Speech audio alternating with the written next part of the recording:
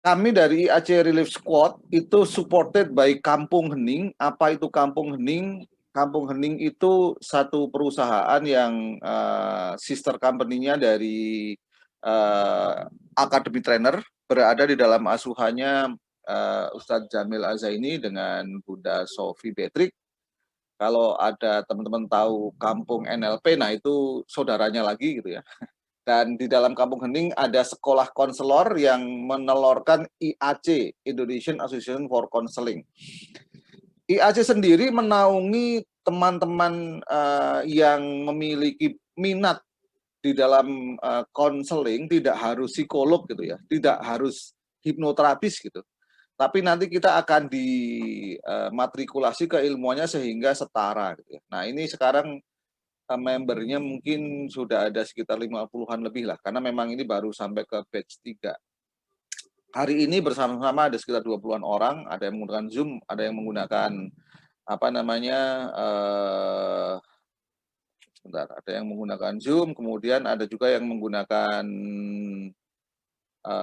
IG, ada beberapa platform di YouTube saya kira juga ada. Kita sama-sama dengan topiknya tingkatkan imun dengan self healing ya. Baik, saya akan lanjut saja. Saya kira ini saya sekilas saja karena saya lihat peserta rata-rata tadi saya sudah kenal gitu. Semoga juga mereka mengenal saya. Bahkan ada beberapa guru saya di sini. Nama saya Hari Dewanto. Eh, nah ini, nah begini aja lah. Teman-teman biasanya memanggil saya menyebutnya trainer NLP. Nah, jangan salah, NLP bukan saya membranding karena neuro linguistic programming, lebih karena nyentrik, lucu dan profesional gitu. Jadi kita ingin membuat teman-teman menjadi tersemangati ketika mendengarkan kita. Jadi saya kuliah di UGM, kemudian sampai sekarang lebih senang sebenarnya saya disebut sebagai seorang pencerita sih, bukan pendongeng ya. Karena dongeng kan ya bisa jadi dongeng itu khayal. Ini pencerita, pencerita kehidupan yang membuat orang tercerahkan. Nah, itu aja. Di bawah ini 2 buku saya sudah terbit, dan yang hitam itu doakan Maret ini juga akan terbit.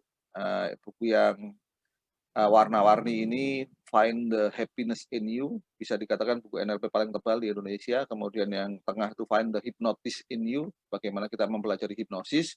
Yang hitam itu di Indonesian Encyclopedia of Hypnotherapy. Jadi dua-duanya, tiga-tiganya itu menurut saya kok sampai sekarang masih menjadi buku paling tebal di ranahnya gitu ya, di ranahnya. Karena ada yang lain mungkin. Baik, saya akan lanjutkan. Saya akan putarkan satu video yang ini di 1 tahun yang lalu membuat kita harap-harap cemas gitu ya. Ya, dan untuk mengetahui kondisi terkini di Wuhan, Tiongkok, sudah ada Rio Alfi, seorang mahasiswa Indonesia yang berada di Wuhan. Selamat malam, Rio. Ya, selamat malam, Mbak. Ya, boleh diceritakan kepada kami di sini bagaimana kondisi terkini dan apa saja kemudian aktivitas warga di sana? Ya, kondisi terkini di Wuhan masih dalam penanganan oleh pemerintah setempat.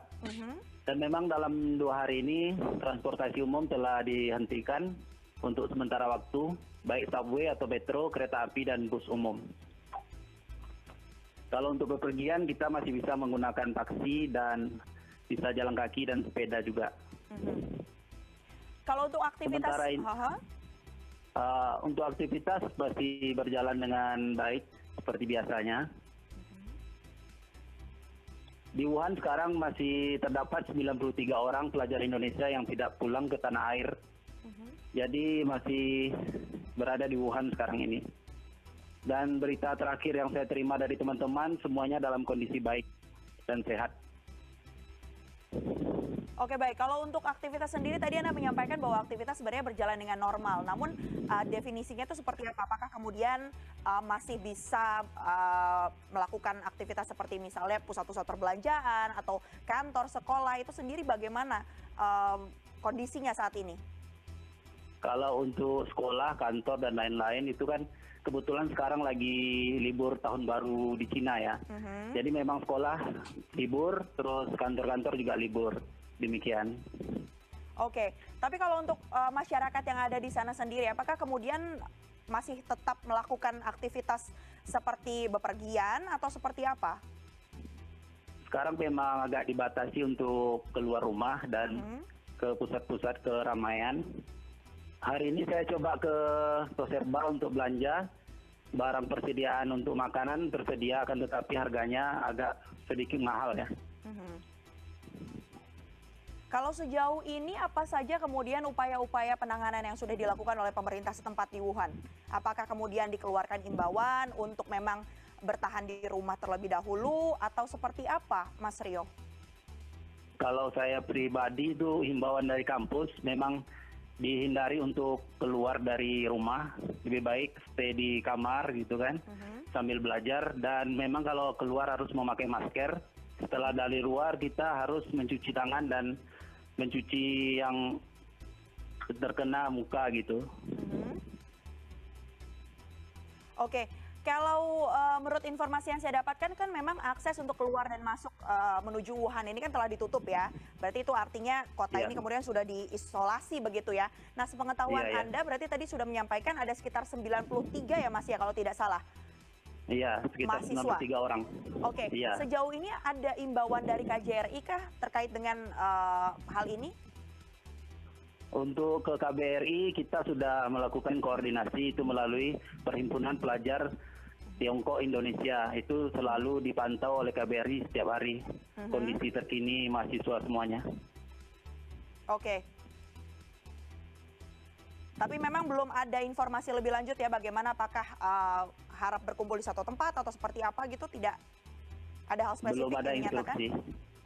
Belum ada instruksi dari KBRI. Sementara kita berdiam di asrama masing-masing kampus yang ada di Wuhan.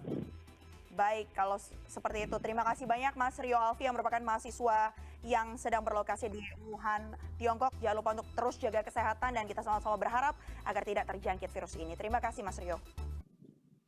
Oke, baik. Nah, ya, dan untuk mengetahui itu adalah video tahun lalu, di mana ketika baru mendengar apa itu COVID, itu orang masih segala sesuatu kalau belum tahu itu biasanya kita yang pertama apatis gitu. Alah itu isu. Yang kedua ada yang langsung ketakutan karena mendengarnya sebagai sesuatu yang mengerikan.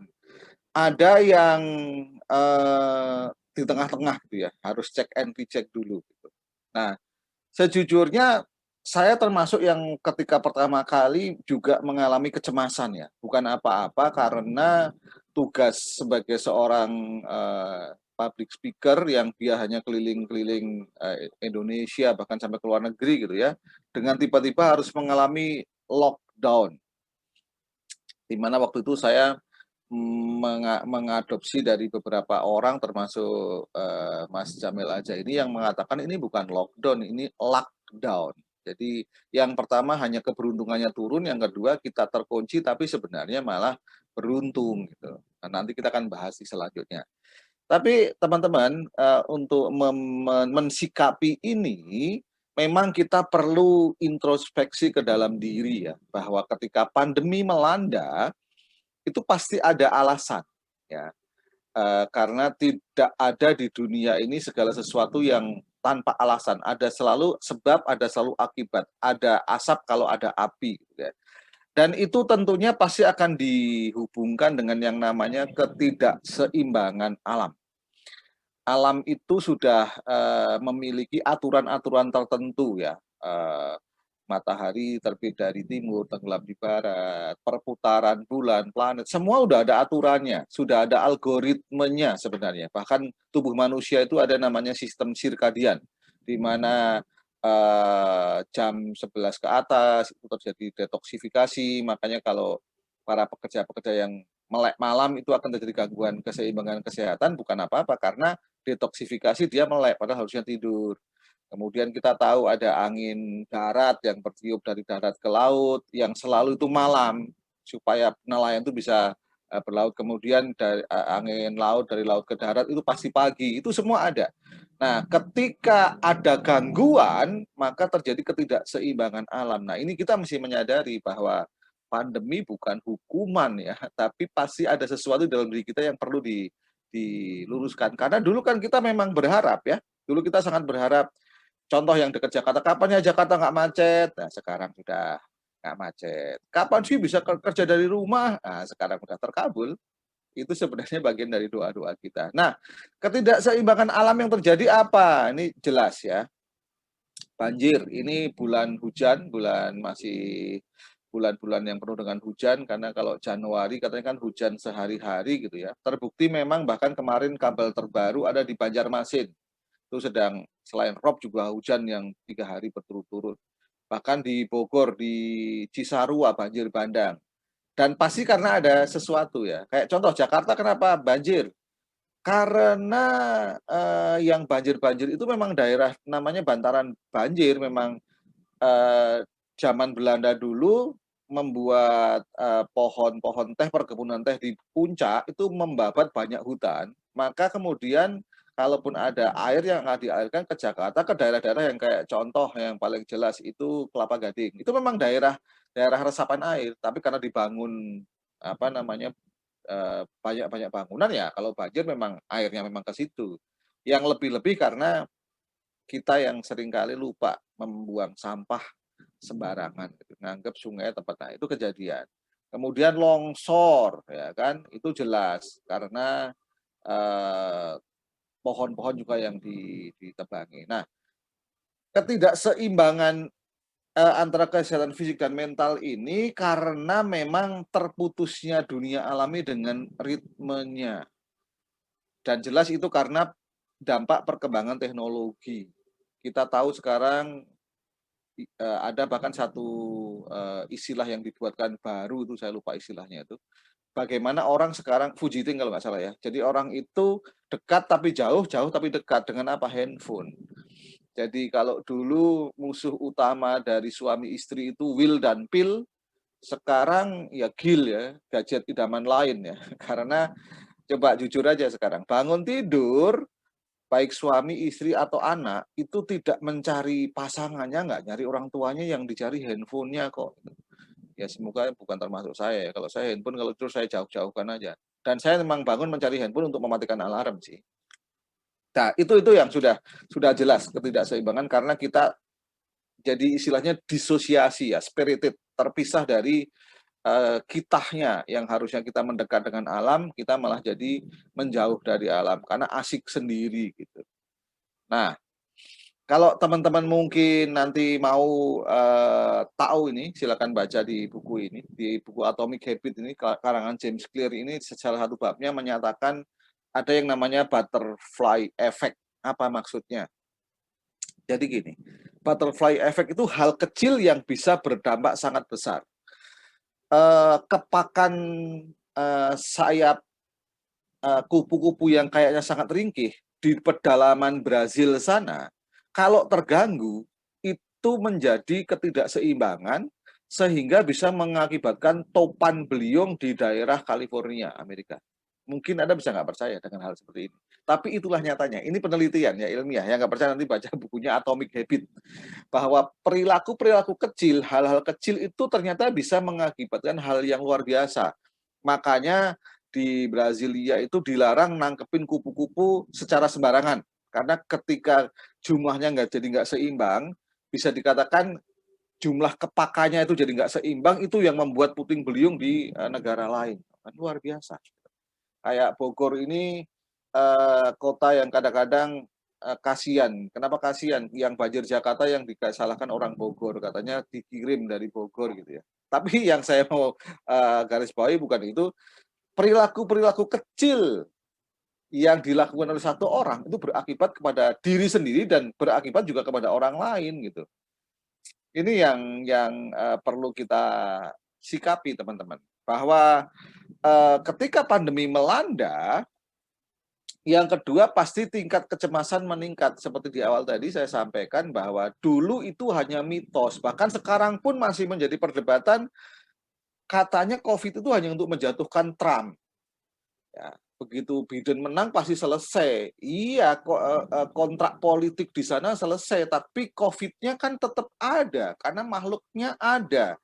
Mengakibatkan sakitnya jelas. Jadi kalau orang cemas wajar gitu. Cuma nanti kita lihat ya, kita lihat secemas apa gitu. Karena kalau teman-teman mungkin nanti bisa di googling aja. di WHO internasional ya itu. Yang namanya kenormalan atau manusia dianggap normal itu kan karena ada beberapa kriteria. Yang pertama karena statistik ya. Seseorang dianggap normal karena memang jumlah perilakunya sudah adekuat, sudah cocok. Kayak contoh dulu mungkin 20 tahun yang lalu di Amerika, di Belanda yang namanya LGBT masih dianggap tidak normal karena jumlahnya nggak adekuat. Begitu sekarang sudah meningkat eksponensial sehingga dianggap normal gitu. Nah, kemudian ada juga seseorang dianggap normal karena intensitas perilaku. Ketika seseorang memiliki keluarga meninggal dia menangis itu normal, tidak nangis nggak normal, menangis bombay juga tidak normal. Nah, menghadapi COVID ini ketika kita cemas dalam kecemasan terukur itu normal. Karena ya nggak cemas sebenarnya juga nggak normal. Karena kalau orang biasanya nggak cemas itu menjadi aware. Nggak mau pakai prokes ya, nggak mau menggunakan akhirnya protokol kesehatan. Dengan mengatakan bahwa, hidup mati di tangan Tuhan. Ya betul, tapi kan Tuhan yang mengirimkan makhluk yang namanya COVID ini gitu ya. Kemudian yang cemasnya sangat luar biasa itu juga nggak normal. Karena ada salah satu sahabat yang anaknya yang kuliah gitu, keluar rumah tuh nggak berani. Kok keluar rumah? Keluar kamar kalau dilihat masih ada tamu gitu ya, kalau keluarganya nggak apa-apa, dia nggak berani. Nah ini udah berbahaya. Yang seperti itu sudah abnormal karena dari intensitas sudah tidak cocok lagi gitu ya. Nah itulah yang nanti perlu kita bantu ya. Itulah makanya IAC hadir gitu teman-teman. Teman-teman kalau ada yang mau tanya langsung raise hand atau langsung buka mic aja ya, nggak apa-apa. Memang ini saya sebutkan sampai jam 11, mungkin kita bisa sampai jam 12 nggak apa-apa. Tapi kalau jam 12 saya udah harus keluar karena ada jadwal lain. Oke. Nah, seseorang yang terpapar, baik dia OTG maupun tidak, kan kalau ngikutin prokes harus mengalami isolasi mandiri. Ini bahkan salah satu teman saya ini sedang isolasi mandiri. Saya terima kasih karena masih mau membantu saya untuk menjadi co-host di sini. Ya kita doakan semoga namanya Mas Imron ya, semoga Mas Imron juga segera sehat Mas. Gitu. Jadi melakukan isolasi, menjaga jarak dengan orang lain itu sebenarnya memang memiliki risiko depresi. Kenapa? Jadi kalau kata salah satu psikiater dunia namanya Scott Peck, Dr. Scott Peck itu dikatakan seseorang mengalami depresi ketika dia tidak bisa menerima kenyataan dan yang terjadi dirinya. Jadi persepsi dan kenyataannya dua hal yang berbeda. Pengennya naik mobil Mercy tapi punyanya motor. Gitu. Nah itu bisa depresi seperti itu. Pengennya tetap berkumpul dengan teman-teman tapi ada COVID sehingga harus mengalami isolasi. Itu akan bisa depresi. Bahkan ketika yang sudah terkena itu menurut, ini sebenarnya tadi saya undang satu sahabat saya yang dia penyintas tapi sayangnya sedang ada kelas juga gitu 1 hari penuh jadi nggak bisa hadir. Yang diceritakan di awal-awal memang stresnya adalah terpisah dengan tiba-tiba kebebasannya direnggut utamanya dengan anak dan istrinya. Itu yang paling itu, yang paling. Nah, maka muncul perasaan tidak berharga ya, akan muncul nanti worthless, nggak berharga, putus asa, hopeless atau feeling guilty. Bahkan sampai perubahan nafsu makan, sulit tidur, sulit berkonsentrasi. Yang bahaya adalah ketika kemudian terjadi hal-hal anarkis, yaitu melukai diri sendiri, histeri. Karena melukai diri sendiri itu bukan hanya yang fisik ya, menyalahkan lingkungan, menyalahkan diri sendiri, menyalahkan dokter, bahkan menyalahkan Tuhan, itu menurut WHO juga salah satu tanda bahwa seseorang itu tidak normal secara mental. Gitu ya. Nah, ini yang nanti akan kita bantu kenapa kita hadir gitu ya teman-teman ya. Oke. Nah, penularan rasa cemas inilah yang harus kita antisipasi karena memang penularan rasa cemas ini berkembang seiring dengan penularan virus COVID. Apalagi ini yang dari saya pantau kenaikan jumlah yang terkena COVID ini karena kemarin Nataru ya, karena klaster dari Nataru, dari Natal tahun baru itu kayaknya kok seperti dibebaskan gitu. Saya ngelihat yang Jogja Parangtritis sepenuh itu, Malioboro sepenuh itu. Bahkan tahun baru di Cikarang orang sudah lupa dia main di waterboom itu kan penularan yang luar biasa karena di air udah pasti gitu, bukan hanya udara lagi gitu. Nah, makanya kecemasan itu bagi orang-orang tertentu akan betul-betul apa ya? Ini bukan H2C lagi, bukan harap-harap cemas. Ini CCC, cemas-cemas-cemas gitu teman-teman ya. Karena udah jelas gitu, ada dan sangat mendekat di depan kita yang dulu COVID kemudian kayak dianggap apa ya? Virus kayak apa ya? Kayak kusta yang dijauhi orang gitu. Sekarang ya meskipun memang orang yang terkena COVID ini kan menjadi orang yang disegani gitu teman-teman ya. Ya, sayangnya diseganinya bukan disegani itu gitu. Disegani dalam dalam artian adalah, orang jadi segan ketemu dia. Makanya kita mesti harus mencari tahu bagaimana. Jadi ketika pandemi melanda, kesehatan jasmani dan rohani itu memenuhinya seperti apa gitu teman-teman ya. Yang sebenarnya kalau kita mau mengembalikan semua kepada Allah ada di surat Al-Insyirah di sini yang dikatakan bahwa sesungguhnya sesudah kesulitan itu ada kemudahan dan kemudahannya 2 kali. Jadi memang ada kesulitan tapi selalu akan ada kemudahan.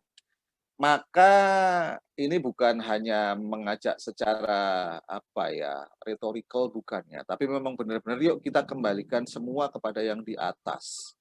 Jadi bisa dikatakan langkah yang pertama yang perlu kita lakukan adalah acceptance, menerima. Supaya tidak depresi itu menerima. Saya pengennya Mercy tapi saya punyanya motor Honda, ya menerima dulu lah supaya tidak terjadi depresi. Saya melihat di depan saya ada keluarga saya atau tetangga saya terkena COVID, ya saya terima dulu. Jangan jangan, kenapa sih dia sampai kena COVID dengan saya atau kenapa harus anak saya, bahkan kenapa harus saya?" Seringkali kita itu bertanya, bahkan kalau kita sok-sok bahasa Inggris, "Why me?" Ya kan? "God, why me?" Kalau kita bisa mendengar suara Tuhan, maka Tuhan akan jawab, "Why not?" Ya kan? Anda protes, "Kenapa saya? Kenapa saya? Why me, God? Why me, God?" Lah Tuhan gampang jawabnya, "Why not?" Wong tinggal memilih kok siapa yang mau, apalagi orang-orang yang tadi di levelnya yang nggak mau apa namanya, prokesnya dipakai. Sudah banyak kok saya membaca juga sudah banyak bahkan ada yang satu suami istri yang dulu mengatakan ini konspirasi, nggak mungkin, sekarang udah dalam kondisi sakaratul maut. Dan mulai menyesali bahwa ternyata ini ada dan nyata. Sebenarnya kenapa dia terjadi begitu bukan karena dihukum juga sama Tuhan, bukan. Karena ini kan masalah sebab akibat teman-teman ya.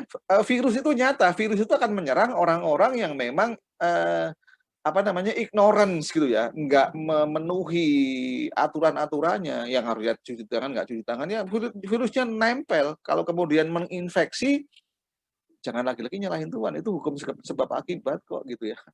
Eee, kita kita tidak mempercayai hukum gravitasi boleh, gravitasi diciptakan oleh, mohon maaf kalau kita yang muslim, non-muslim. Tapi ketika Anda kemudian mengatakan, "Wahai Sir Isaac Newton, saya tidak percaya Anda, bahwa hukum Anda itu bullshit, Anda tidak satu agama dengan saya, tidak satu keimanan, kemudian Anda berani naik ke lantai 10 sebuah gedung tinggi dan Anda terjun, ya hukum alam berlaku." COVID datang dengan hukum alam bahwa virus itu akan menjadi, virus itu kan nano ya, kecil banget, akan memasukin ke dalam tubuh kita dan menginfeksi, itu nyata. Kita tidak bisa mengatakan tidak. Tapi tetap kalau kita mau melihat kembali ke surat Al-Insyirah ini, dinyatakan bahwa sesungguhnya setelah kesulitan itu akan selalu ada kemudahan. Bahwa ketika ada satu pintu ditutup, itu nanti akan ada pintu lain yang terbuka. Selalu ada hikmah dan peluang. Nah, ini tadi. Bahwa ketika ada pintu-pintu yang tertutup, itu akan selalu ada pintu yang terbuka. Hanya saja kadang-kadang kita kesalahannya adalah fokusnya pada pintu yang tertutup. Kemudian bertanya-tanya lagi, "Why me, God? Why should be me?" Kembali kalau dijawab why not, kita mau ngomong apa? Kita ini kan menjalani saja gitu ya. Teman-teman kalau ada mau nanya langsung tanya aja ya. Nah, konsep pintu tertutup itu yang tadi saya ceritakan di awal dulu, saya sudah resign dari kantor, betul-betul mendedikasikan diri sebagai seorang pencerita tadi, public speaker, juga sekaligus sebagai terapis gitu ya, dan nulis buku kemana-mana, mengharapkannya dari situ, tiba-tiba semua pintu ditutup. saya punya hampir 10 batch in-house yang tiba-tiba harus di-cancel. Buku-buku sudah dicetak, modul sudah dicetak, bahkan kemarin sempat kena anak saya lupa matiin keran, rumah kemasukan air, satu tumpuk buku ikut kena, karena saya nggak ingat kalau menyimpannya di situ gitu ya. Waduh, sempet stres, iya. Saya harus mengakui itu. Sempat merasa insecure, iya. Bahkan ini ada beberapa teman di sini yang tahu bersamaan dengan COVID, saya juga mengalami hantaman-hantaman tertentu, persahabatan gitu ya. Dicap ini, dicap itu, sempet. Tapi saya ingat, saya harus menerima ini dan segera bergerak. Jadi saya dulu ingat ketika saya kerja di perusahaan farmasi, namanya karyawan gitu ya, kadang-kadang kita dapat rating bagus, kadang dapat rating jelek. Ketika saya dapat rating jelek, padahal harusnya bagus, artinya saya mendapatkan diskriminasi dari bos-bosnya lagi saya mengatakan, Har, kalau kamu mau marah, marahlah. Kamu mau kecewa, kecewalah. Tapi jangan lama-lama. Maka saya ingat pesan itu ketika saya stres. Saya akui, saya mengalami itu. Karena di awal juga nggak bisa menerima. Kan? Tapi nggak lama. Nggak nyampe 1 bulan, kemudian kita bangkit dan melihat ada pintu-pintu lain yang terbuka. Teman-teman yang berbahagia, dulu saya ketika sebelum ada COVID termasuk trainer yang tanda kutip haram hukumnya membuat online. Bagi saya ya, karena saya ngerasa dulu saya udah diajak beberapa kawan yang sudah mengembangkan platform online. Pak Hari mau nggak bantu saya di platform saya membuat kelas-kelas online? Dengan apa? Kalau dengan hanya WA, hanya tulisan-tulisan saja nggak ada interaksi, saya nolak. Itu pembohongan publik, mohon maaf. Itu hanya orang nyari duit, nggak ngasih ilmu. Nah, kemudian ketika ada orang yang, kalau pakai video saya masih mau, tapi itu juga tidak interaktif, karena orang hanya ngeliat video saya, nggak bisa nanya. Nggak bisa seperti ini gitu ya. Kemudian ketika ada COVID, dan saya lihat ada platform, meskipun ketika saya dulu bekerja di perusahaan farmasi, kita udah sering menggunakan Webex gitu ya, webinar gitu. Saya lihat, ada platform yang keren gitu. Oke lah, saya memulai belajar. Pertama kali canggung, norak gitu ya. Saya nggak bisa diem, gerak terus gitu. Dan ketika ngeliat rekamannya, sampai akhirnya, alhamdulillah sekarang udah 1 tahun sudah nyaman ya. Ngomong sendiri begini sudah nyaman. Karena lebih melelahkan online. Kalau kita offline kan kita bisa lari gini ya. Nah, yuk kita telaah begini teman-teman. Ketika COVID ini coba pintu apa saja yang tertutup akibat COVID. Coba, silakan kalau memang sekarang ada, list down. Tulis saja, apa saja. Ya. Kemudian pembelajaran apa yang kita dapatkan atas tertutupnya pintu tadi. Kayak contoh, dulu saya bisa keliling Indonesia, dibayarin oleh klien, bahkan kadang-kadang bisa minta juga dibayarin untuk keluarga saya. Contoh kalau hanya sekolah. Ya, kalau cuma hanya buka kan bisa. Sebentar ada yang bocor. Oke, sudah. Nah, kemudian pembelajaran apa? Oh, berarti saya sedang diuji begini, saya harus belajar mulai bagaimana sih menjadi kayak penyiar radio, bisa ngomong sendiri.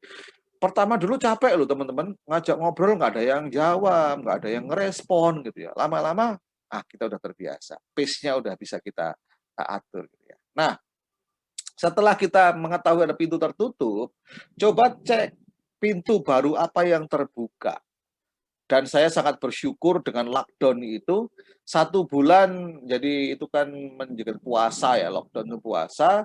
Di bulan puasa itu sendiri saya sudah bisa membuat kelas NLP waktu itu yang biasanya kalau saya bikin kelas NLP peserta maksimal itu paling 10, itu saya ingat ada sekitar 18 peserta.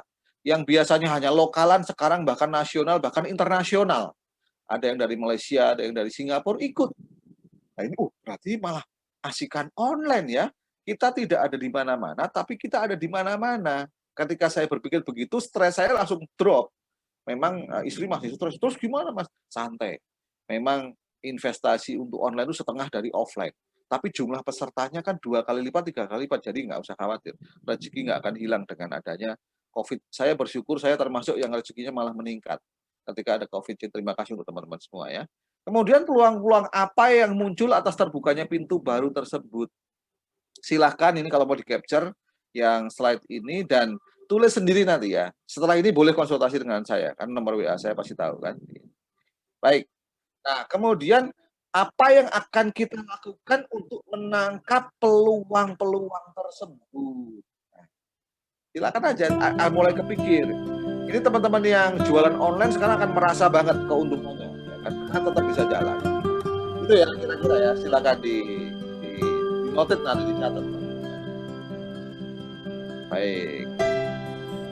Nah, teman-teman, ini kami modifikasi dari saya lupa nama webnya ya, yang mengenai ada zona nyaman, zona takut. Kalau dari Kampung Hening IAC, kita langsung membuat seperti ini. Ada dulu kita berada di zona nyaman, kita merasa sangat aman dan terkontrol. Kemudian ketika pertama kali pandemik, kita mengalami pastinya zona takut ya, zona takut. Nah, di sini kita sebut sebagai zona healing. Jadi di dalam zona takut dan cemas, itu kita tidak tahu harus berbuat apa, ngeri melihat orang-orang yang tiba-tiba meninggal, baik yang jauh maupun yang dekat gitu ya. Kemudian malu kalau kita terkena COVID, karena seolah COVID itu kayak AIDS gitu ya. Padahal kan ya semua orang bisa terkena gitu kan. Kalau katanya COVID hanya melanda orang miskin, orang kaya banyak yang terkena gitu ya. Kalau COVID hanya melanda orang-orang yang tidak berolahraga, itu nyatanya Don Johnson itu kena ya kan. Kalau COVID hanya melanda orang-orang biasa, itu presiden kena gitu kan. Ya karena semua ini kan karena pola aja ya. Maka fase pertama silakan teman-teman ngecek ya, silakan sambil dibaca, silakan sambil teman-teman ngecek.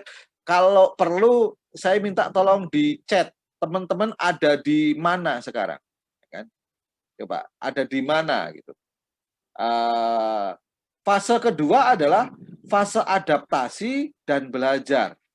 Karena orang yang terkena COVID mulai banyak, ada artis, ulama, pejabat, bahkan berani mereka menyatakan bahwa oke, kami terkena COVID. Ya kan? Ya walaupun masih khawatir, tapi sudah mulai umum gitu ya. Obat-obatan sudah mulai ditemukan. Ini disebut dengan fase bertumbuh.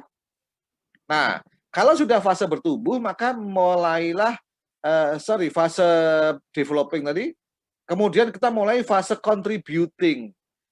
Untuk ke depan nanti COVID udah akan dianggap seperti flu biasa. Vaksin udah ada, kita kena, oke lah isoman 14 hari, tetap prokes dipakai karena akan tetap new normal, nggak bisa seperti dulu lagi.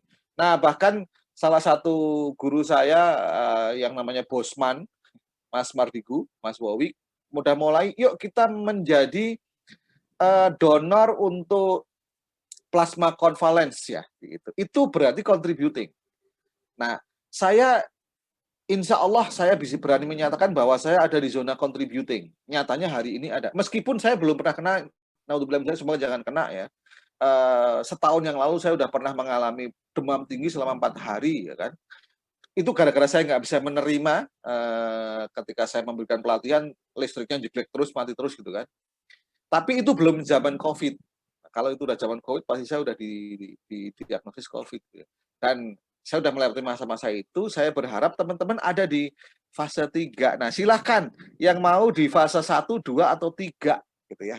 Boleh di ini. Untuk kemudian kalau teman-teman berada di fase bertumbuh, saya mengajak kalau ingin jadi konselor nanti bisa hubungin saya atau bisa hubungi Kampung Hening gitu ya. Kalau tidak pun nanti di sini kami akan berikan list begini. Tolong sampaikan kepada saudara-saudara nakes, orang-orang yang terpapar COVID, itu yang kita utamakan, yang masih merasa cemas. Karena kami dari IAC nanti endingnya akan memberikan konseling gratis. Atau bahkan kalau ada Anda yang memiliki kemampuan untuk bisa mengkonsel juga, yuk saya ajak untuk bergabung. Kalau memang kita sudah sampai di fase bertumbuh ya, di fase contributing untuk betul-betul kita memberikan kontribusi kepada orang lain ya. Oke. Saya senang sudah ada yang mulai bertumbuh di sini banyak. Oke. Memang ketika nanti kita sudah berada di bertumbuh dan terlalu tidak bergerak, tidak belajar, kita akan kembali berada di zona nyaman. Maka akan stretching lagi, gitu teman-teman. Baik. Nah, Kampung Hening memiliki konsep, ya kan? yaitu hati yang jernih. Bagaimana hati yang jernih itu bisa didapatkan? Kalau kita mengintegrasikan 3 kekuatan. Yang pertama tentu kekuatan Allah, kekuatan Tuhan. Yang kedua kekuatan alam, baru kekuatan diri kita sendiri. Karena apa? Kita tidak bisa jalan sendiri, teman-teman. Di mana setiap individu itu harus mampu memperluas kapasitas diri dengan menarik energi alam, energi Tuhan, dan manusia itu ke dalam diri sendiri. Caranya seperti apa? Kan begitu nanti. Ya, caranya seperti apa? Ini gambar Bale Bengong ini gambar di Cidahu, lokasi Kampung Hening yang pertama di Indonesia, baru ada di Cidahu. Nanti kalau teman-teman pengen bisa jalan-jalan ke sana sama saya ya.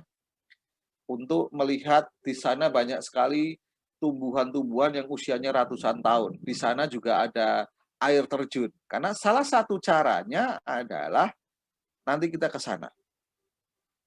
Yang pertama kita harus fokus hanya pada hal-hal yang kita bisa kontrol. Nah, ini sebenarnya saya dapat ilmunya dari salah satu guru saya yang ada di sini. Dulu beliau mengajarkan menurut bukunya Success Principle, ya kan? Kok saya lupa namanya ya? Di situ dikatakan ada E plus R sama dengan O. Outcome itu didapatkan ketika event plus respon. Yang bisa kita kontrol adalah responnya. Yang pertama adalah responnya. Itu jadi apapun yang terjadi, outcome kita, hasil kita kalau kita bisa ngontrol respon kita. Contoh saya ke Jakarta macet. Saya bisa marah-marah, bisa ngelacon-ngelacon, tapi saya akan tenang ketika ya sudah mendingan dengerin mungkin radio yang memberdayakan, dengerin musik gitu ya. Atau kalaupun memang mau keluar, ngajak ngobrol kiri kanan. Jack Canfield, betul. Thank you Mas Anto. Dari Jack Canfield ya. Judulnya The Success Principle. Yang kedua, pikiran kita. Yang bisa kita kontrol memang setelah respon pikiran kita sendiri. Karena kita ini adalah tuan dari diri kita sendiri. Ya, pikirannya kita kontrol, setelah pikirannya tentunya perasaan akan ikut kita kontrol. Kalau teman-teman yang belajar NLP, ini namanya Human Model of the World. Kita menerima informasi dari panca indera kita, 5 indera kita, kemudian akan difilter, dan kemudian akan mempengaruhi emosi kita, kemudian pikiran kita, emosi kita, dan perilaku. Perilaku yang pertama kali tentunya ucapan dulu. Mau istighfar atau memaki. Nah, yang terakhir adalah tindakan. Ini semua yang bisa kita kontrol. Kenapa kita nggak bisa kontrol orang lain? Ya kan? Kalau dalam hubungan manusia. Nah, saya ambilkan dari bukunya Dr. Susan David yang berjudul Emotional Agility. Respon yang paling tepat untuk menjernihkan pikiran dan hati itu yang pertama adanya disebut dengan showing up. Nggak apa-apa kita menunjukkan emosi-emosi itu nggak apa-apa. Tapi coba silakan kalau mau sambil dijawab ya. Tanyakan menghadapi COVID ini emosi-emosi apa saja yang tengah Anda rasakan sekarang. Nggak apa-apa ditujukan, cemas ya nggak apa-apa kan tadi, tapi jangan lama-lama. Marah boleh tapi jangan lama-lama. Sedih boleh, takut boleh, tapi jangan lama-lama. Karena kalau kelamaan, akhirnya tadi intensitas perilaku jadi nggak normal kita. Kita jadi abnormal nanti. Ya, showing up yang pertama. Yang kedua, stepping out, mulai keluar dari emosi-emosi ini dengan cara apa? Tanyakan dalam diri Anda, sebenarnya apa sih yang ingin disampaikan oleh emosi-emosi itu kepada Anda? Saya takut. Nah, coba cek lagi. Kenapa kok emosi kita takut? Ya, takut mati. Nah, berarti mulai tahu. Oh, kalau begitu apakah COVID yang membuat kita mati? Sebenarnya kan bukan. Mohon maaf ya, bukan mengecilkan COVID ya. Banyak orang yang katanya terpapar COVID dan meninggal. Mohon maaf, sebenarnya mereka mati bukan karena COVID. Orang mati bukan karena penyakit, orang mati bukan karena usia. Orang mati karena saatnya sudah tiba. Nah, kita coba telaah sedikit lagi. Syekh Ali Jaber, ya kan? Beberapa bulan yang lalu ditusuk oleh orang dan selamat beliau, selamat. Karena memang belum waktunya. Bahkan memaafkan si ini. Nah, ini kemarin terkena penyakit, saya tidak mau spekulasi sakitnya COVID atau tidak, tapi nyatanya beliau meninggal. Apa karena sakit? Bukan. Karena saatnya sudah tiba. Nah, kalau kita takut kemudian tahu, oh itu yang mau disampaikan. maka kita bisa stepping out, keluar dari emosi-emosi tadi. Yang ketiga, teman-teman, kita akan kemudian bisa walking your why. Nah, mulai my way-nya ini kenapa sih gitu ya. Jadi way-nya bukan jalan saya keluar tuh alasannya apa? Tanyakan dalam diri apa sebenarnya yang paling penting dan paling berharga bagi kita. Tanya dalam hubungan dengan COVID tadi ya, yang paling berharga duit, keluarga. Oke, tapi apakah itu atau relationship-nya atau kontribusi yang bisa kita sampaikan hubungan dengan COVID ini gitu ya. Tanyakan. Yang keempat, moving on, bahkan moving up. Kita akan bergerak ke atas. Perubahan sederhana apa yang akan Anda lakukan untuk dapat bergerak maju dan ke atas? Monggo kalau mau di-capture, nanti PR-nya adalah mulai. Dan ini bisa disampaikan kepada teman-teman kita yang terpapar dan masih merasa takut ya, yang masih menggigil saja. Tanyakan. Ini kalau mau lebih lengkapnya, silakan dicek di bukunya yang namanya Emotional Agility. Jadi kelincahan emosional kita itu bisa dilihat dari 4 tanda-tanda ini, gitu ya. Kalau ada yang mau tanya, langsung tanya aja ya. Nah, alternatif tindakan lain apa teman-teman? Kalau tadi kan menggunakan kayaknya pakai buku-bukunya tebel lagi, bahasa Inggris lagi gitu ya. Ini yang sederhana lah, yang sederhana. Yuk kita minta dukungan pada orang sekitar. Yang selama ini nggak nyapa tetangga disapa lah. Dan minta dukungan. Nyata-nyata minta dukungan. Ya teman-teman tolong doakan saya, baik melalui media massa atau apa. Nggak salah, karena memang kita perlu dukungan. Yang kedua, lakukan kegiatan yang paling menyenangkan bagi Anda. Nah, menyenangkan tuh nggak harus mahal ya. Karena ya yang penting bergerak lah, tetap bergerak. Karena kalau kata Anthony Robbins, emotion is always created by emotion. Emosi manusia itu akan selalu dipengaruhi oleh gerakan-gerakan, apalagi gerakan yang menyenangkan. Banyak video yang menunjukkan ini. Mungkin mau bekelan, kayak mau main bekel atau apa. Nah, olahraga dan relaksasi udah jelas itu ya. Olahraga oke, relaksasi oke.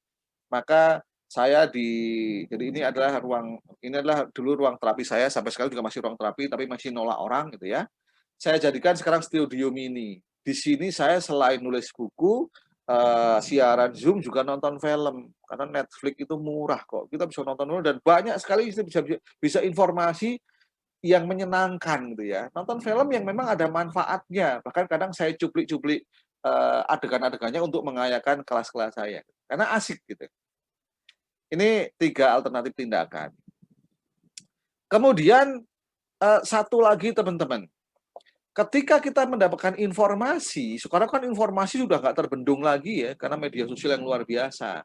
Maka pastikan, ini saya mengambil dari ceritanya Socrates. Suatu saat Socrates kedatangan seorang muridnya, dan dia tanya, guru, mau dengar kabar nggak? Saya punya kabar bagus ya kan. Sebentar, saya pengen tanya. Kabar itu benar atau tidak? Nggak yakin, kata muridnya. Oke, yang kedua, kabar itu baik atau tidak? Nggak yakin juga. Yang ketiga, kabar itu benar, nggak yakin juga. Oke, kamu mending nggak usah sampaikan itu. Karena menyampaikan kabar itu alangkah bijaknya kalau kabar itu benar, yang pertama. Yang kedua baik, yang ketiga ada manfaatnya. Kalau nggak, mending diem. Katanya diem itu mas gitu ya. Tapi mohon maaf kalau saya ini udah hampir 1 jam nggak diem ya. Kalau saya diem ya teman-teman nggak dapat informasi. Ini menurut Socrates, bukan menurut saya. Oke, ini Mas Anto. Kalau bila minta dukungan nanti kalau dikira minta uang bagaimana? Ya nggak apa-apa, kalau dia mau minta uang nggak apa-apa. Yang kita minta dukungan yang paling jelas kan doa, teman-teman. Bro, doakan saya baru melakukan swab dan positif. Mohon doakan saja khususon ya. Nah, itu udah lebih dari cukup. Kalau kemudian dia bahkan ngirim duit, alhamdulillah. Nah, bila kabar buruk namun harus disampaikan, apakah bisa? Kalau itu kebenaran, dan gini loh, kabar buruk itu kan belum tentu tidak baik gitu ya. Maksudnya gini maksud saya. Kalau itu sebuah kebenaran dan mesti kita sampaikan. Contoh ya. Kita menemukan seorang anak sahabat kita temukan sedang ngutil, sedang mencuri di supermarket. Itu kan kebenaran, tapi itu kabar buruk bagi keluarganya. Sampaikan nggak kira-kira? Sampaikan. Karena kalau tidak, anak itu nggak akan mendapatkan pembelajaran gitu loh. Kalau yang dimaksud kabar buruk itu. Tapi memang nanti ada beberapa hal yang perlu cara menyampaikannya dengan bijak gitu ya. Kayak contoh ya, menyampaikan sesuatu. Mungkin Anda pernah lah ngelihat teman Anda yang ratingnya kebuka. Anda menyampaikan itu kan harus disampaikan. Itu kebenaran. Tapi kalau ada teriak, "Mas, itu resikonya kebuka." Ya semua orang nengok ke dia. Ya kita datengin dengan baik-baik, dibisikin, "Sorry bro, resikomu kebuka." Nah gitu kan. Itu ada manfaatnya, ada. Jadi kita lihat buruk atau benarnya atau apa namanya, lebih mudorot sama manfaatnya gitu ya, teman-teman. Nah, yang kedua, yuk berdamai dengan alam. Nah, ini yang penting teman-teman. Bagaimana cara berdamai dengan alam? Akseptan, tetap menerima ya. Yang pertama, teman-teman nanti silakan googling lagi karena kalau saya jelaskan ini nggak akan cukup waktunya. Di alam semesta itu ada ion positif, ion negatif. Rupanya ion negatif lebih bagus dibandingkan dengan ion positif. Saya nggak ngomong energi ya, ion. Nah, dari penelitian fenomena alam yang memiliki ion negatif paling besar itu adalah air terjun. Di Cidahu, sekitar dari Cidahu itu sekitar perjalanan dengan mobil setengah jam, itu ada air terjun Dua Undak namanya. Saya udah mandi di sana dan saya merasakan ada keajaiban di sana, gitu ya. Salah satunya itu, silahkan nanti. Atau kita boleh melakukan yang namanya menghirup udara segar, berjemur di matahari. Kalau di Jepang ada salah satu ritual yang namanya Shinrin-yoku atau forest bathing. Mandi matahari di hutan yang banyak pohon-pohon yang usianya ratusan tahun. Itu ada di Cidahu juga. Jadi nanti yang berminat bisa jalan-jalan ke sana. Bahkan ada ritual itu memeluk pohon. Pohon itu kalau di Cidahu kita peluk nggak bisa karena udah tinggi banget, udah besar banget. Memeluk, merasakan nikmatnya, dan nanti kita akan bersyukur. Ya Allah, terima kasih masih ada yang cuaca yang seindah ini, pohon yang sebesar ini, dan kita akan betul-betul merasa kecil dan bersyukur. Kemudian memanfaat kasih herbal. Di sini ada yang nggak disampaikan, teman-teman bahkan bisa melakukan yang namanya stargazing. Malam hari setelah tahajud, kira-kira jam 3:30, melihat ke langit tanpa teleskop, akan melihat banyak bintang-bintang di sana. Dan itu akan betul-betul membuat diri kita kecil dan akan bersyukur. Akan merasakan hal yang luar biasa. Semua ini bisa dinikmati di Kampung Hening. Ada beberapa kelas di sana, ada kelas konselor, bahkan kelas NLP saya, hipno saya adakan di sana. Supaya teman-teman bisa merasakan semua hal-hal ini gitu ya.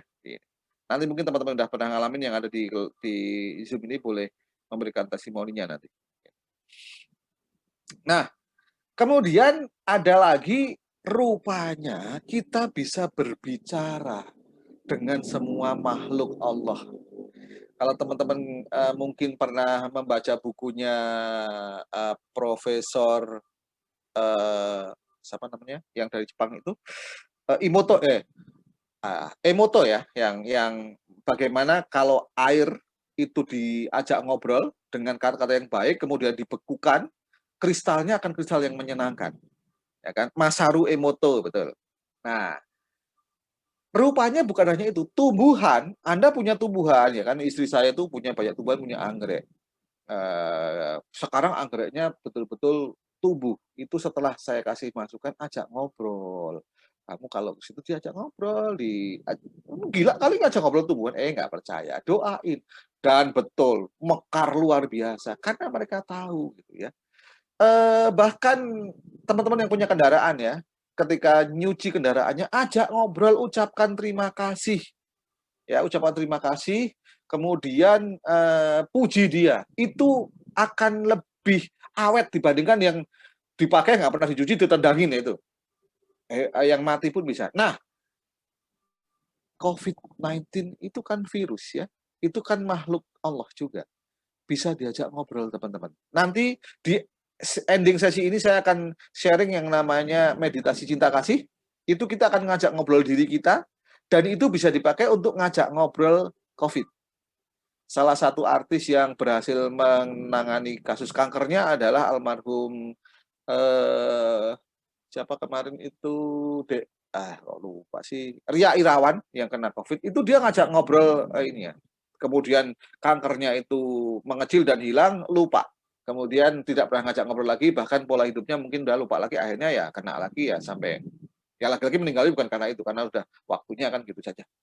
Nah, ini mengenai berbicara dengan makhluk ini kalau teman-teman mau membaca sirohnya ya, ada di zaman sahabat dulu, ada seorang ulama yang vokalis. Dia tidak takut dengan para raja-rajanya. Kalau kebenaran harus disampaikan meskipun pahit. Namanya Ahmad bin Banan. Nah, saat itu saya lupa khalifahnya siapa, tapi khalifahnya ini memang punya dua watak, satu watak setan, dua watak malaikat. Ketika watak malaikatnya muncul, dia sangat baik, sangat adil. Tapi begitu watak setannya keluar, itu sangat jahat, lebih jahat dari iblis. Nah, kemudian para rakyat pada cerita ke Ahmad Banan, tolong wahai ulama, wahai waliullah, itu pimpinan kita itu kalau lagi muncul setannya ngeri, tolong disadarkan. Nah, langsung datang, langsung ngomong di depan para pujangga, para penjaganya. Saat itu langsung muncul setannya, tangkap Ahmad Banan, masukin ke penjara. Kemudian jangan dikasih makan. Dan di penjara itu setelah 3 hari dia dikumpulkan dengan singa yang juga besar-besar yang tidak dikasih makan juga. Dan ditonton gitu kan. Dan apa yang terjadi teman-teman? Boro-boro singanya makan, si lancinganya itu malah jilatin tangan dan kakinya si Banan. Sampai kemudian, wah ini wali kalau ini, wah ini udah selamatkan. Begitu diselamatkan ditanya apa yang kamu lakukan, kok kamu bisa begitu, aku mau belajar, kata si raja ini. Ya saya cuma ngajak ngobrol dia, wahai singa, kita ini sama-sama makhluk Allah gitu ya, maka yuk saling berdamai. Jadi akhirnya ya selamat. Nah, ini beda dengan cerita humor ya. Kalau cerita humor kan ada tuh. Nah, sebentar ya, kalau cerita humor tuh ada seseorang yang dikejar singa, kemudian dia sujud berdoa, dan ketika dia sujud berdoa, dia lihat singanya juga sujud. Ya Tuhan, terima kasih, Engkau menolongku. Kemudian singanya jawab, saya sedang berdoa karena saya ini taat agama. Kalau mau makan berdoa dulu. Gitu. Dimakan akhirnya kalau yang gitu. Kalau Ahmad Bana enggak seperti itu. Silakan nanti lihat di Google, banyak kok mengenai kisah Ahmad bin Bana. Oke. Nah, yang ketiga, ini yang nggak kalah penting teman-teman. Oke. Masih ada ya bocor. Oke, saya mute dulu. Sudah. Oke. Yang ketiga teman-teman yang nggak kalah penting adalah berserah sepenuh cinta kepada Sang Pemberi hidup. Nah, ini saya akan sharing salah satu teknik. Bolehlah teknik itu biasanya dikenali sebagai yang namanya mind breathing. Kalau di Kampung Hening ada satu kelas yang namanya SML, Silent Mindful Listening. Salah satu langkahnya adalah mindful breathing. Nggak apa-apa, saya kasih icip-icip teman-teman di sini. Cara melakukannya adalah teman-teman melakukan pernafasannya pernafasan perut ya, seperti orang tidur. Jadi yang bergerak itu perutnya, bukan dadanya. Kenapa begitu? Ya nantilah kita bahasnya. Yang jelas perutnya tidak. Jadi ketika tarik nafas, kita tarik nafas, perutnya yang mengembang. Perutnya mengembang, lepas, boleh dari hidung, boleh dari mulut, perutnya mengempis. Tarik nafas hitungan 3 hitungan, langsung lepas nafas, nggak pakai ditahan, 3 hitungan. Itu baru setengah dari mindful breathing. Kemudian yang setengahnya lagi apa? Setiap kali teman-teman tarik nafas, rasakanlah cinta kasih dari Allah, yang muslim, yang non-muslim, dari Tuhan Anda. Silahkan. Tarik nafas. Allah. Lepas nafas, alhamdulillah, bersyukur, terima kasih ya Allah, Engkau masih memberikan semua yang ada yang aku miliki. Yuk kita latih. Ya, kita latih dulu. Saya stop share dulu. Yuk kita latih dulu ya. Tarik nafas. Ingat perut yang mengembang. Jangan apa namanya? Lah dari tadi video saya mati ya. Sorry. Saya baru lihat, nggak apa-apa tapi. Jadi yang mengembang perutnya ya, tarik nafas, lepasin, tarik nafas, lepasin. Nah, mulai tarik nafas. Allah, Allah. Jadi cinta Allah tuh bisa begitu bergetar. Lepas nafas, alhamdulillah, Rabbil alamin. Nah, jadi itu dulu, itu kita latih itu dulu. Enak ya, dirasakan ya. Oke. Wah, saya ini karena kameranya ada di apa namanya, sebentar, saya lihat dulu. Kameranya itu ada di handphone. Jadi lari dia. Bentar ya, saya hidupin dulu. Nah, kalau ada yang mau bertanya, tanya teman-teman. Tinggal 2 slide lagi kok. Ada yang mau bertanya? Ada?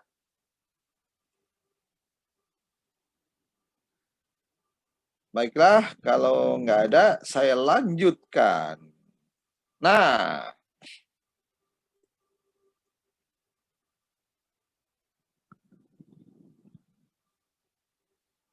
oke.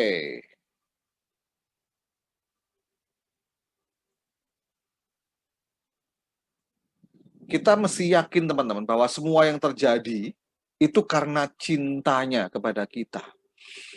Saya pernah nulis juga, yang tulisan itu saya ambil dari sebuah video. Jadi videonya begini, menggambarkan bahwa ada pasangan suami istri yang baru menikah, mereka tinggalnya di seberang danau. Dan begitu selesai menikah, mereka mau kembali ke rumahnya, mereka menaik perahu kecil yang hanya memang muat untuk mereka berdua. Di tengah laut, di tengah danau itu, terjadi angin puting beliung yang luar biasa. Si istri udah sangat ketakutan. Dia sangat ketakutan, udah sampai ngomong ke suaminya, suamiku, ini kayaknya kita nggak bakal sampai ke daratan, kayaknya kita saatnya mati hari ini. Terus dia ngeliat suaminya senyum, duduk, sampai takut, cemas, dan mulai marah. Suamiku, kamu ini gimana sih, patung atau gimana sih, kamu ini bodoh atau gimana sih, kita ini bakal mati, kok kamu santai-santai saja. Boro-boro ngomong suaminya yang seorang tentara saat itu, dia langsung menghunus pedangnya. Pedangnya diambil dan didekatkan ke leher istrinya. Dan istrinya, apa yang kamu lakukan? Saya tanya, apakah kamu takut, istriku? Istrinya ketawa. Enggak. Kenapa kamu enggak takut? Ini pedang ini sekali tebas leher kamu putus. Kenapa kamu enggak takut? Aku enggak takut karena yang megang pedang itu kamu, suamiku. Kamu adalah orang yang mencintaiku. Jadi tidak mungkin kamu menebaskan pedang itu. Kata suaminya. Itu cocok. Itu alasannya kenapa saya enggak takut. Karena yang memegang kendali puting beliung itu adalah dia yang sangat mencintaiku. Jadi ketika memang aku harus mati sekarang karena cintanya. Tapi karena kita memang harus sampai ke daratan, itu juga karena cintanya. Hashtag Ea, gitu ya. Kira-kira seperti itu. Jadi COVID datang, ya karena itu bukti cintanya. Betul? Maka perbanyaklah ngobrol dengannya.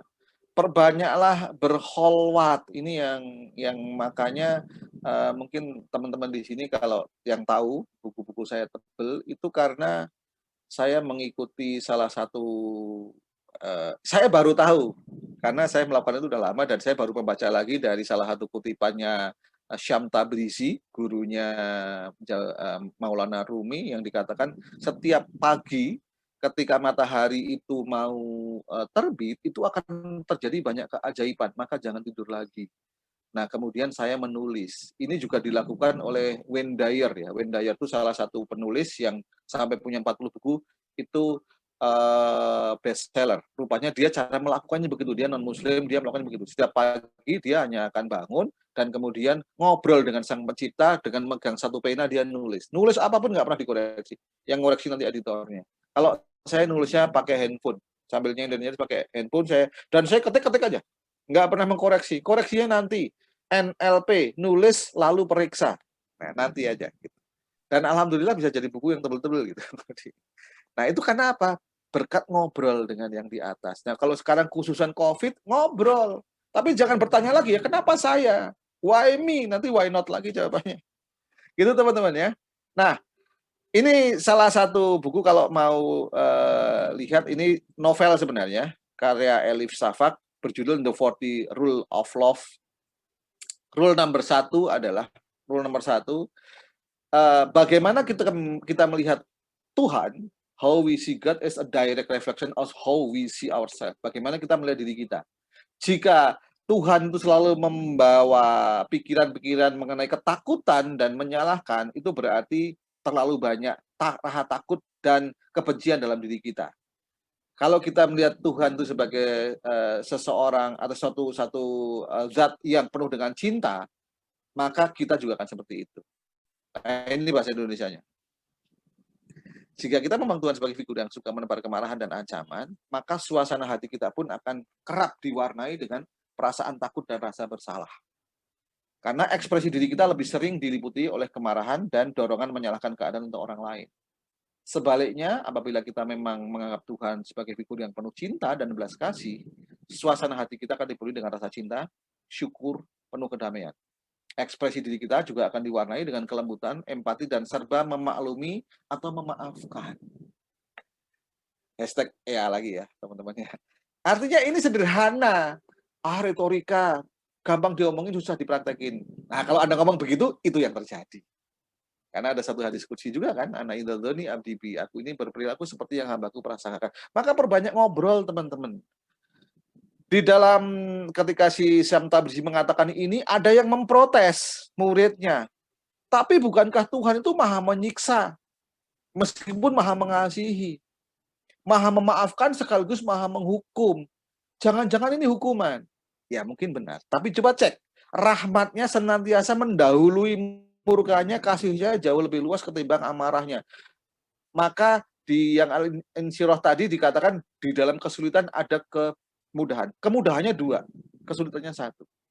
Dan dia pun rela menanti hingga di ujung usia kita untuk kembali ke jalannya, serta bersedia menghapus semua kesalahan kita selama puluh tahun, asalkan pertaubatan dilakukan dengan sungguh-sungguh sebelum nyawa berakhir tenggorokan. Kurang apa coba? Ini kalau begitu udah mau nangis ini.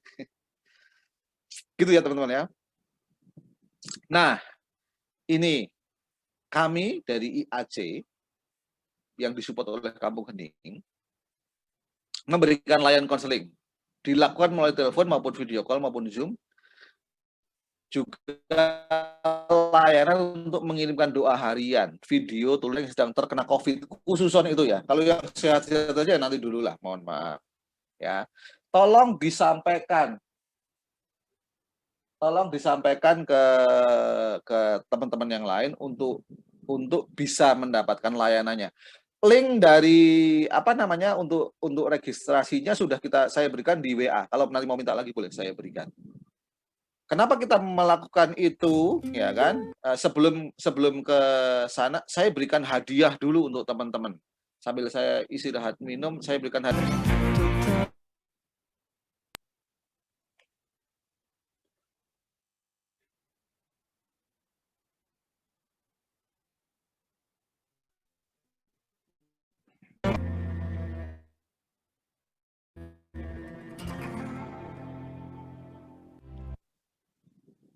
Oke. Nah, inilah teman-teman kenapa kami melakukan semua ini. Kami mengajak teman-teman untuk menjadi seperti ini. Karena sebaik-baik manusia adalah yang paling bermanfaat bagi orang lain. Khairun nas anfa'uhum linnas. Jadi, apa yang kita berikan selain tadi, saya akan sharing untuk sekarang ini, yaitu yang namanya meditasi cinta kasih. Caranya seperti apa? Ini kalau mau di screenshot silahkan. Ini saya dapatkan dari guru saya, namanya Kang Asep Hairul Gani.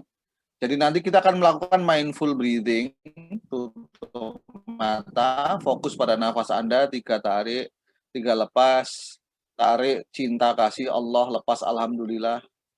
Kemudian dimulai langsung boleh ya, tapi ini cara latihannya. Mulai dari ubun-ubun dulu. Mulailah dari ubun-ubun dulu. Nah, Kemudian ungkapkanlah alasan-alasan berdasarkan kenyataan yang telah Anda alami bahwa ubun-ubun itu telah berjasa kepada kita.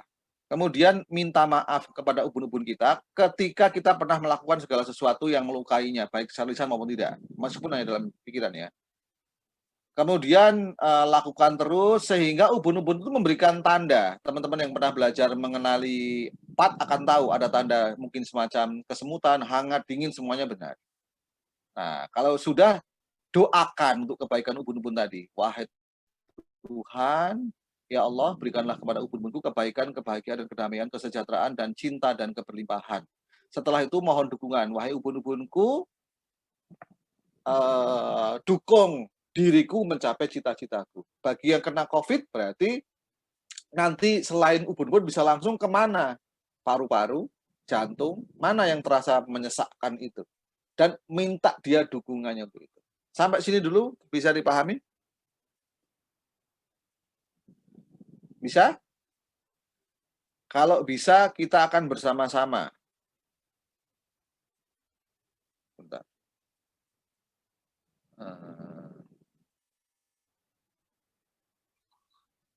Oke. Kira-kira teman-temanku yang sangat luar biasa, sudah 11.33. Kalau ada pertanyaan, saya buka pertanyaan dulu, karena jam 11.45 saya harus pindah ruang. Sudah menunggu ada sekitar 600 apoteker untuk disemangati juga. Monggo yang mau bertanya, silakan. Halo, Assalamualaikum. Waalaikumsalam, Mbak Sinta. Ya, Om. Yuk. Selamat pagi. Ya, Masya Allah ya Om. Jadi tadi saya melakukan terapi sebentar. Mohon maaf, ini saya datangnya baru telah, baru masuk. Nggak apa-apa. Iya, lupa, forget. Terus sensasinya, ya betul. Jadi saya langsung merasakan energi kesetrum di tengah itu, di ubun-ubun. Di ubun-ubun, terus saya melihat ada sinar di situ, putih, sinarnya putih terang, dan langsung sensasi kesetrum itu. Jalan semua, dan saya langsung berdoa gitu ya, langsung entah kenapa tiba-tiba air mata saya keluar. Mudah-mudahan ini masuk kondisi hipnosis ya, seperti itu. Iya. Iya. Dan sebelum memutar lagu tadi aja, terus. Maaf. Sebenarnya saya juga belajar. Halo? Belajar ini dari halo. Masih mau lanjut silakan. Ya, jadi saya belajar meditasi cinta kasih ini sebenarnya dengar. yang ngajarin Dr. Adiwi Gunawan. Iya, silakan lanjut. Pak Adi Gunawan. Jadi jadi beliau juga mengarahkan kita ya, kalau terserah gitu ya. Kan ini lintas agama. Jadi kalau yang mau Muslim ya silakan pakai caranya ya Allah gitu. Kalau yang Nasrani apa gitu, yang Hindu apa, terus yang Buddha apa, seperti itu. Jadi saya memang sedang ada masalah sekarang ini gitu. Dan saya alhamdulillah sering melakukan meditasi cinta kasih ini, sering banget gitu ya. Dan memang amazing ya, Masya Allah, luar biasa. Jadi saya merasakan peace gitu ya, biasa aja gitu loh atas masalah yang saya hadapi. Dan juga Pak Adi juga kasih masukan buat saya bahwa ya udah sih gitu, putuskan aja sekarang bahwa saya ini bahagia gitu, jadi nggak usah bersyarat gitu kalau mau bahagia itu, seperti itu gitu. Ya gitu Om, kira-kira. Setuju, sangat setuju. Yes, Mom. Ari. How are you, Mom? Ya, gimana ringkas saja soalannya, gimana jawapannya kalau orang selalu berkata, kau tak duduk di tempat aku, jadi kau tak rasa apa yang aku rasa. Gimana kita cara menjawabnya? Kadang kita mau membantu, tapi dia selalu katakan begitu, kau tak duduk tempat aku, gitu. Oke, ya. Simple aja, Mam. Ajarkan mindful breathing aja dulu. Minta dia tarik napas, hitungan 3, lepas 3, sambil tarik napas, cinta kasih Allah, kemudian syukur alhamdulillah. Tadi ketika saya membacakan yang terakhir, yang tabrisi terakhir itu, air mata saya udah mau keluar, bahwa Allah itu menunggu kita, sampai kapanpun ditunggu. bahwa cinta kasih Allah itu tidak ada batasnya. Nah, orang-orang yang begitu itu biasanya dia merasa terpisah dari cinta kasih Allah. Maka dimulai dari latihan mindful breathing. Mindful breathing itu sangat luar biasa. Tarik. Nanti ada lain-lain lagi kalau mau, nanti boleh belajar yang lain gitu ya. Ada mindful walking, eating, semuanya ada. Tapi yang semua harus sadar penuh, hadir utuh. Saya sedang merancang juga yang namanya mindful terapi, namanya KAFE. Clear goal, acceptance, fokus, dan execute. Ada di buku ketiga. Nanti semua nanti ketika bukunya udah launching, kita akan bedah itu, teknik-teknik itu. Jadi itu dulu mengajarkan dulu, sharing aja. Tadi kan gampang ya, mindful breathing gampang. Namanya bebas ya, mau dikasih nama mindful breathing, mau dikasih nama pernapasan cinta kasih, silakan. Itu pengistilahan saja. Gitu. Kalau nanti dia udah melatih itu, akan terjadi perubahan, Mam. Dicoba. Gitu teman-teman. Ada yang mau sebentar sebelum nanti kita tutup dan pertanyaan. Saya tawarkan, karena ini saya lihat nggak maksimal, hanya 24 orang. Saya tawarkan, kalau ada teman-teman yang memang mempunyai satu kelompok, ya saya siap ngisi untuk tetap free seperti ini. Satu kelompok kita, karena saya ada Zoom yang bahkan bisa sampai 500. Silakan nanti teman-teman yang mengorganisir, membuat ini tetap di dalam kerangkanya adalah IAC ya. Saya bersedia untuk mengisi selama 1 jam supaya saya tanya dulu, bermanfaat nggak yang tadi informasi yang disampaikan? Kira-kira. Nah itu silakan nanti masing-masing membawa kawan, karena ini kan informasinya memang mendadak, kemudian nggak sayang saja gitu, nggak banyak yang paham. Padahal setelah itu kita bahkan saya akan mengajak teman-teman untuk melakukan terapi-terapi pro bono gitu loh, menenangkan, sekedar berbagi seperti inilah. Ini nanti akan menjadi manfaat kontribusi untuk kita semua. Ya silakan nanti kita berkoordinasi ya, masih ada waktu gitu. Nah, silakan kalau ada yang mau bertanya lagi.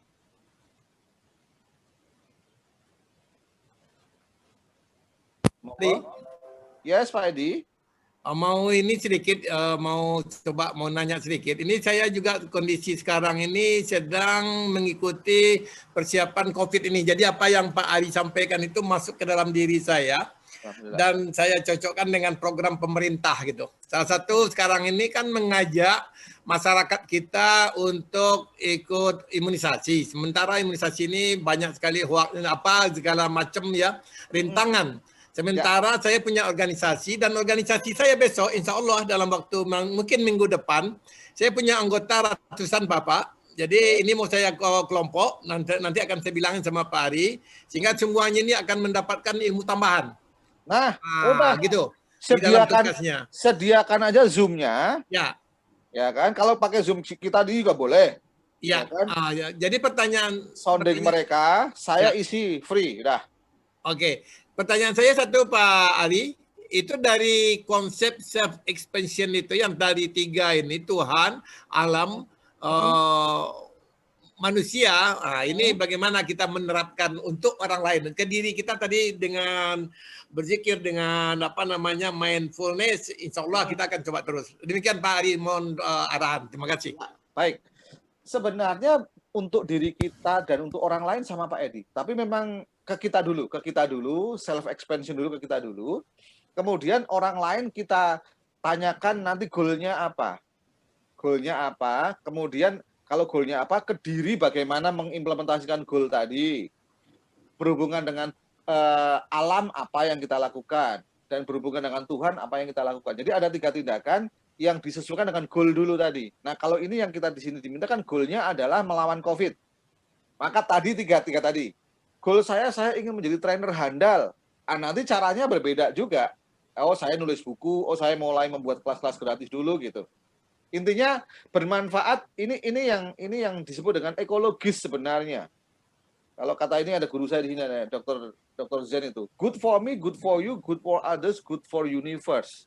Betul ya, Ustadz ya? Nah, itu intinya gitu Pak Edi. Selama itu maka self expansion terjadi. Jadi self expansion itu juga ilmunya Dr. Aaron siapa gitu. Ada bukunya juga.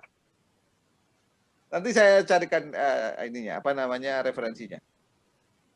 Jadi teman-teman kita membuat materi begini juga sebisa mungkin semua ada referensinya ya. Dan referensi paling tinggi adalah Al-Quran Karim, itu keren tuh. Gitu Pak Edi kira-kira. Jadi ada dua hal ya, silakan Pak Edi kumpulin teman-temannya, nanti sekalian aja waktunya digabungkan dengan yang lain juga. Jadi karena ini waktu aja, ini mendadak banget. Teman-teman yang lain juga boleh kalau memang ada perkumpulannya, silahkan. Kami dari IAC siap untuk sounding supaya kita bersama-sama Indonesia tenangkan COVID. Nah itu Mas Anto keren banget, Dr. Aaron Horsing. Wah kayaknya bukunya sama kita Mas. Sebentar, ini Mas Anto yang mana sih? Buka videonya Mas. Mas Anto? Jangan-jangan teman-teman saya dia ini. Assalamualaikum. Waalaikumsalam, Mbak Jahyani. Pagi, Pak Hari. Salam kenal. Ya. Aku cuma mau tanya aja, kalau kontak ke Mas Hari kemana untuk ngadain Zoom-nya? Insya Allah sih aku undang komunitas aku mungkin sekitar 200 orang. Boleh. Mbak Jahyani ada Zoom-nya nggak? Ada. Kalau udah ada Zoom-nya, udah saya dikasih tahu link-nya aja, saya masuk langsung, aman kan? Nomor telepon Mas Hari mana? Aku Tadi? belum dapat. Yang tadi. Oh, yang tadi itu. Oh, oke, Iya. oke. Oke, makasih. Ya. Terima kasih juga aku mau sampaikan Pak Dr. Jen, aku lagi jadi muridnya beliau. Oh, sama Jangan berarti beliau. kita. Satu guru, satu ilmu, dilarang saling mengganggu, Mbak. Kan semakin banyak ilmu semakin baik kan. Iya, betul. Oke, Siap. terima kasih. Salam sukses. Iya. Ya, jadi intinya, Assalamualaikum. Waalaikumsalam. Jadi intinya teman-teman materi yang tadi itu yuk kita sounding ke sebanyak mungkin orang sehingga semakin banyak orang yang tertangani, terbebas dari kecemasan dulu lah yang penting. Karena kalau sembuh atau tidak kan urusan Allah ya, mati atau enggak urusan di tangan Allah gitu. Kalau kata Mbak Nova gimana Mbak Nova? Suka-suka Allah. Ayo kita sama-sama ya. Ada lagi yang mau bertanya? 2 menit lagi saya harus pindah.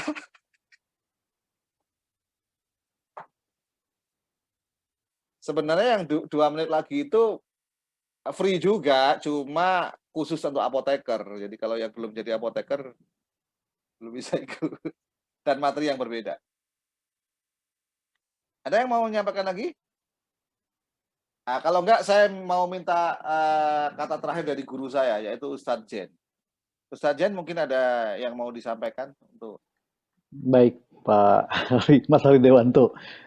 Sebetulnya ayat yang tadi dipakai oleh Pak Mas Hari tadi, itu surat Al-Baqarah ayat 186, itu keren banget. Wa idza sa'alaka ibadi anni fa inni qarib ujibu da'wati da'i idza da'an falyastajibu li wal yu'minu la'allahum yarsudun.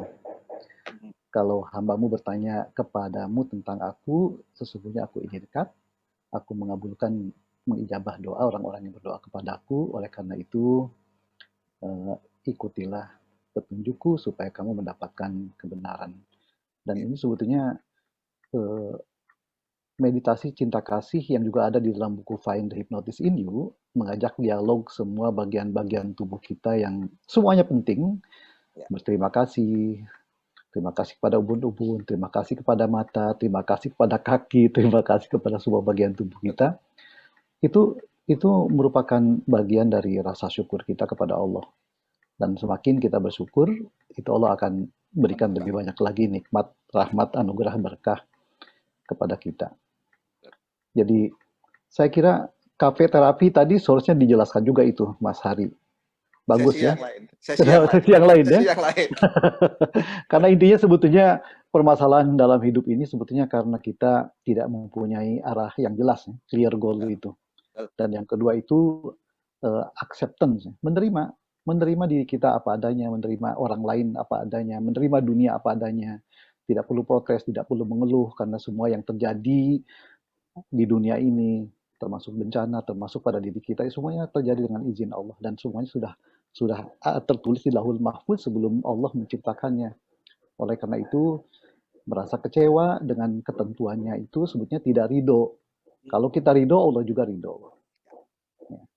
Baik, itu saja Mas Hari Dewanto. Terima kasih untuk sharing yang sangat bermanfaat ini. Itu sangat membantu sekali bagi saya dan juga mudah-mudahan bagi teman-teman yang lain juga. Baik. Assalamualaikum warahmatullahi wabarakatuh. Warahmatullahi wabarakatuh. Siap, teman-teman yang masih belum punya nomor saya, silakan dicatat, saya klik aja sebelum saya tutup ya. Supaya nanti kalau mau membuat sesi yang lain lagi, kita masih ini lagi. Nah itu dia. Itu udah saya ini, silakan. Termasuk tadi Mbak Cahyani tadi, Pak Edi nanti, Mbak Nova, Mbak Nia yang Palembang, yang di Aceh, silakan. Karena ini memang betul-betul gerakan kami dari IAC, Indonesian Association for Counseling, untuk dengan tagarnya tadi, Indonesia tenangkan COVID. Supaya semakin cepat. Karena kalau semakin cepat selesai, seneng. Jadi saya bisa jalan-jalan lagi kemana-mana gitu loh. Ini saya mau rumah makan percuma aja belum bisa-bisa ini ke Malaysia. Karena menunggu. Begitu teman-teman ya, Bapak Ibu yang berbahagia, terima kasih atas sesi yang luar biasa ini menemani saya. Mohon maaf kalau salah kata. Saya izin undur diri dulu, sampai ketemu di lain kesempatan. Assalamualaikum warahmatullahi wabarakatuh dan salam sejahtera untuk kita semuanya. Waalaikumsalam warahmatullahi wabarakatuh.